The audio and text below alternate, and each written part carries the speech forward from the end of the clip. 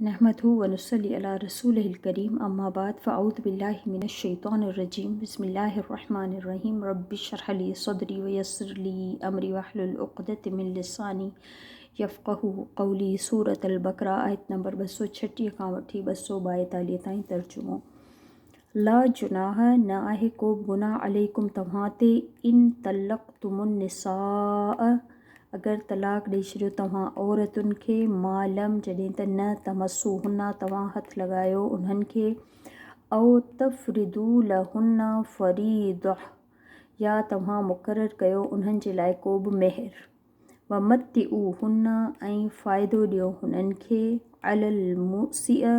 वुसत रखण वारनि जे मथां क़दरु उन जी हैसियत जे मुताबिक़ व अलल मुक़्तिर ऐं तंग दस्त जे मथां क़दरु उन जी हैसियत जे मुताबिक़ मताअन फ़ाइदो ॾियणु या कुझु माल वग़ैरह ॾियणु बिलमारूफ़ भले तरीक़े सां हक़न अलल मोहसिनीन हक़ आहे नेकी करण वारनि जे मथां भलाई करण वारनि जे मथां। व इन ऐं अगरि तल्लक़्तुमू हुन्ना तव्हां तलाक ॾियो उन्हनि खे यानी उन्हनि औरतुनि खे तलाक ॾियो क़बली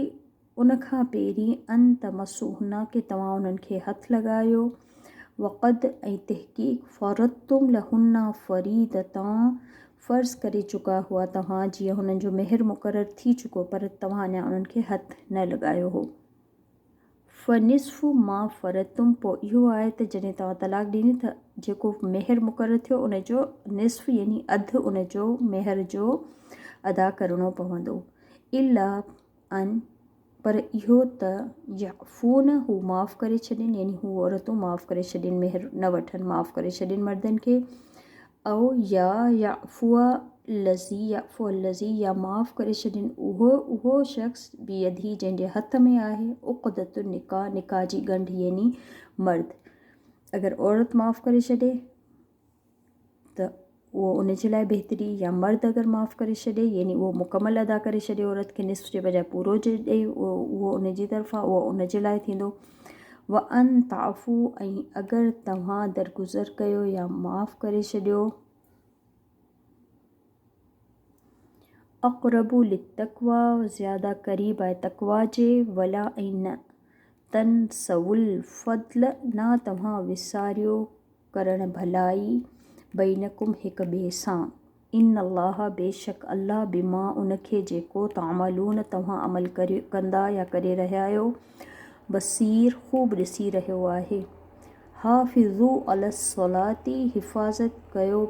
मथां निमाज़नि जे यानी हिफ़ाज़त करण वारा नमाज़नि जी वस्सलातिल वुस्ता ऐं ख़ासि करे विची वारी नमाज़ जी हिफ़ाज़त कयो वक़ूमू ऐं खड़ा रहो बीही रहो क़ाइमु कयो या उथी बीहो लिल्लाही अल्लाह ही जे लाइ क़ानितीन फर्मा बरदार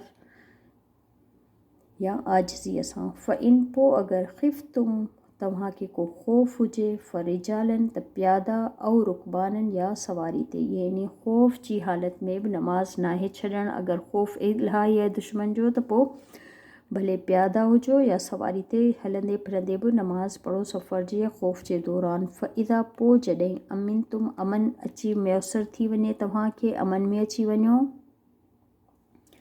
फ़ज़्कुरुल्लाह ज़िक्र कयो अल्लाह जो कमा जीअं अल्लमकुम मालम तकूनु तअलमुन अल्लमकुम हुन सेखारियो तव्हांखे मालम जेको न तकूनु हुआ तव्हीं तअलमुन तव्हां ॼाणींदा जीअं अल्लाह ताला तालीम ॾिनी आहे नबी पाक सल्लल्लाहु अलैहि वसल्लम जे ज़रिए ज़िक्र करण जी अल्लाह खे यादि करण जी उन ई तरीक़े सां अल्लाह जो ज़िक्र कयो अल्लाह जी इबादत कयो। वल्लदीन ऐं उहे माण्हू युतवफ़ौन मिनकुम जेके फ़ौत थी विया तव्हां मां वयदरून ऐं उन्हनि पोयां छॾियूं अज़वाजन ज़ालूं वसीयतन लि अज़वाजिहिम वसियत करे वञनि पंहिंजी ज़ालुनि जे मामले में मताअन इलल हौले उन्हनि जे जीअं गुज़र बसर जो पूरे साल ताईं बग़ैर इख़राज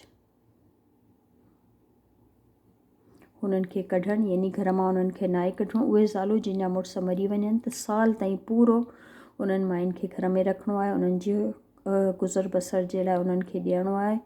फ़इन पोइ अगरि ख़र्जना उहे पाण निकिरी वञनि फला बस न आहे जुनाह को बि गुनाह अलैकुम तव्हांजे मथां फ़ीमा उन मामले में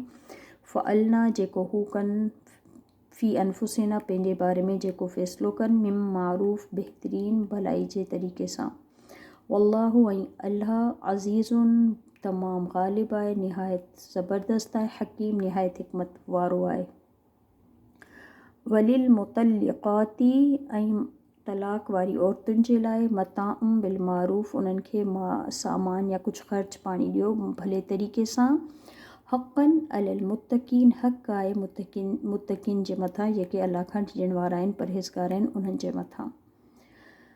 वकदालिक अहिड़ी ई तरह युबय्यिनुल्लाहु बयान करे थो अल्लाह लकुम तव्हां जे लाइ आयात ही पंहिंजूं आयात खोले खोले अल्लाह बयान करे थो लअल्लकुम ताकि तव्हां ताक़िलून अक़ल पकड़ियो। सुब्हानक अल्लाहुम्मा व बिहम्दिक अशहदु अन ला इलाहा इल्ला अंत अस्तग़फिरुका व अतूबु इलैक। अस्सलामु अलैकुम व रहमतुल्लाहि व बरकातहू।